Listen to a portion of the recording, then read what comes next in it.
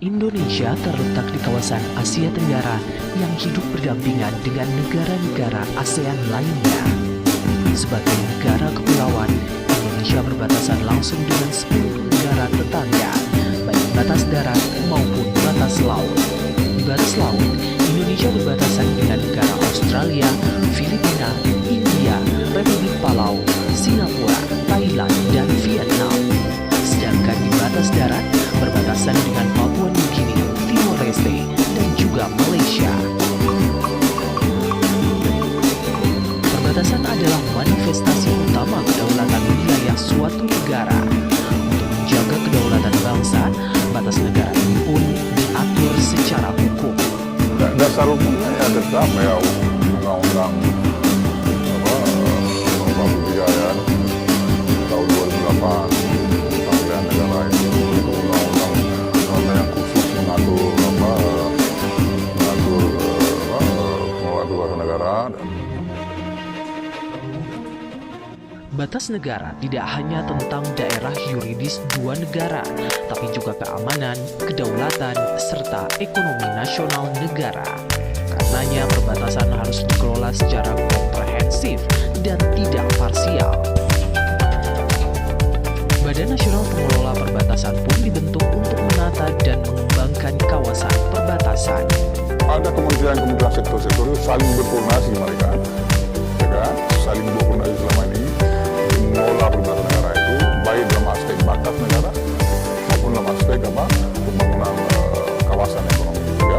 Urusan luar negeri yang diemban oleh Kemlu, diplomasi, perundingan, kepemerintahan dalam negeri, yaitu Kemendagri dulu. Sekarang kan Kemendagri ya, misalnya administrasi wilayah dan lain-lain juga, kan pemerintahan dalam bidang pertahanan, keamanan, yang diemban Kemhan. Jadi tiga urusan inti pemerintahan ini sangat mendominir kebijakan pengelolaan perbatasan negara dalam tradisi ad hoc. Percepatan pembangunan kawasan perbatasan menjadi prioritas Presiden Joko Widodo sesuai dengan nawacita ketiga, yakni membangun Indonesia dari pinggiran. Kini, perbatasan di 7 lokasi prioritas mulai tersentuh pembangunan.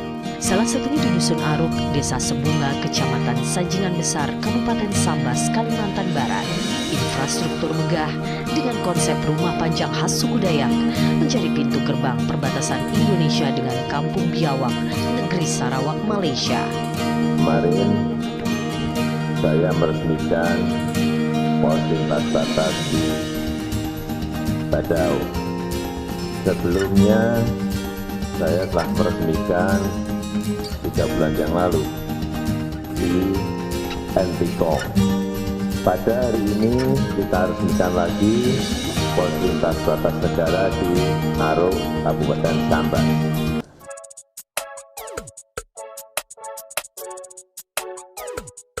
Setiap negara di dunia pasti memiliki wilayah dan perbatasan.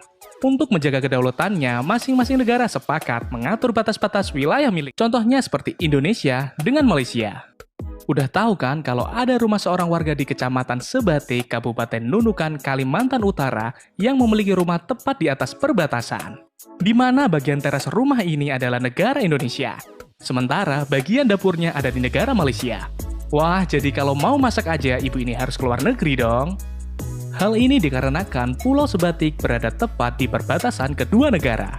Jadi untuk pergi ke Malaysia, kamu hanya cukup melangkah seperti anak ini misalnya. Dia cukup meloncat-loncat saja sudah bisa ke negara Malaysia dan balik lagi ke negara Indonesia. Nah, tapi selain perbatasan Indonesia dan Malaysia, ternyata ada juga perbatasan negara yang perbatasan sebuah negara akan dijaga ketat lengkap dengan pagar keamanan. Nyatanya, perbatasan negara Amerika dan Meksiko ini beda nih sob. Gimana enggak, batas negara yang memisahkan dua negara bagian di benua Amerika ini hanya terbuat dari pagar yang sangat sederhana. Dan uniknya, pagar perbatasan ini juga sering dijadikan sebagai net untuk bermain voli.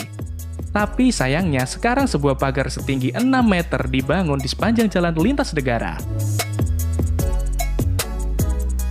Spanyol dan Portugal adalah dua negara yang cukup maju dan populer di benua Eropa. Jika biasanya perbatasan negara dijaga ketat, namun batas negara Spanyol dan negara Portugal ternyata hanya dibatasi dengan seutas tali. Perbatasan negara Belanda dengan negara Belgia. Terletak di benua Eropa bagian barat, Belanda merupakan negara dengan permukaan tanah yang rendah.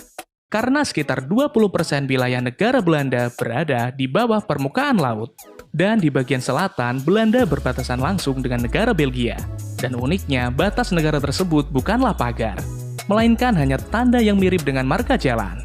Wilayah Belanda ditandai dengan huruf NL, yang berarti Netherlands. Sementara Belgia ditandai dengan huruf B.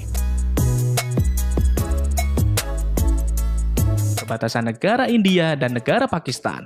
Karena perbatasan kedua negara tersebut tercermin sebuah persaingan yang sangat panas antara kedua belah pihak.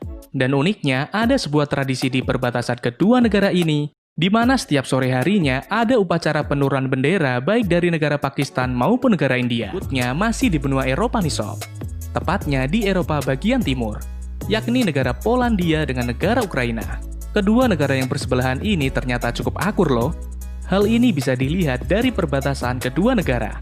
Perbatasan kedua negara ini sih nampak biasa aja, tapi jika dilihat dari atas, kamu bakal melihat gambar dua ikan yang berlawanan arah.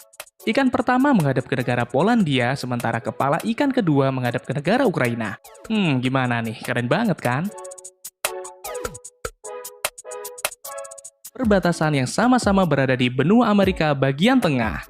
Tiga negara ini memang berbatasan langsung di daratan. Tapi uniknya, perbatasan tiga negara ini malah bisa jadi tempat nongkrong loh. Perbatasan tersebut merupakan perbatasan antara negara Austria, Slovakia, dan Hungaria.